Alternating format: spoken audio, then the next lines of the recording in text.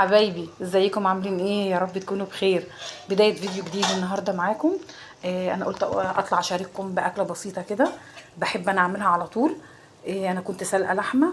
هعمل صينية رز معمر في الفرن وصينية بطاطس باللحمة. فانا كنت سلقة لحمة. اشيل بس الريم اللي على الوش ده، لان لازم الشوربة تبقى بيضة. انا كنت حاطة فيها، انا بشوحها الاول بمعلقة سمنة كده او معلقة زبدة، الموجود يعني او المتوفر عندك. فانا بشوحها بمعلقه سمنه، وبحط عليها بقى، وطبعا بقى ايه، بحط عليها البصل والفلفل الاسود والحبهان واللورة وطماطمايه برضه عشان بتشيل الزفاره. تمام كده. وبحط لها بقى ايه شويه ميه مغليه كده بعد ما بتتشوح، وتنزل بقى الميه بتاعتها، بوطي عليها. اهي زي الفل اهي، الشوربه بيضه زي الفل اهي ما شاء الله، زي الفل اهي. فهعمل بقى احنا مع بعض اهوت هنعمل صينيه البطاطس. انا كنت مجهزاها.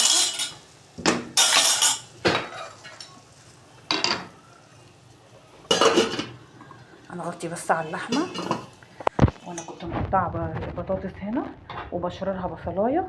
انا ولادي لو شافوا البصل ما بيرضوش ياكلوا اي اكل، فانا بعمل ايه؟ فببشر بقى البصل، ببشره كده. انا طبعا ايدي نظيفه وزي الفل، طبعا كلنا بنعمل بايدينا، ادام احنا اللي بناكل واولادنا اللي بياكلوا خلاص ايدينا نظيفه زي الفل. فانا ببشر البصل حلو قوي قوي وبدعكها. وبعد كده قبل ما بحطها كمان على البطاطس. ليه بقى بتبقى حلوه؟ بتدي بقى الميه بتاعتها بتبقى ايه، طعمها حلو قوي في البصل في البطاطس. تمام كده. انا حطيتها اهو،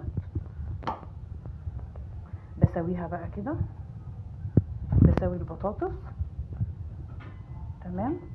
وبحط عليها بقى ايه، بحط عليها عصير الطماطم.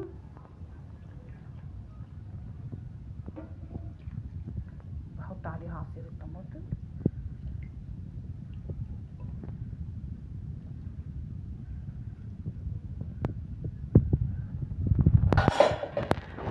تخليها على البوتاجاز تاخد غلوتين، تاخد غلوتين بس مش اكتر. تمام. تمام كده. وبغطي عليها النار. انا طبعا حاطه الملح والفلفل والبهارات والحاجات بتاعتها طبعا. فانا هسيبها بقى تاخد غلوتين على البوتاجاز. اللحمه طبعا هي يعني هي بتستوي دلوقتي، وتخلص بس واحطها على البطاطس وادخلها في الفرن. تمام كده.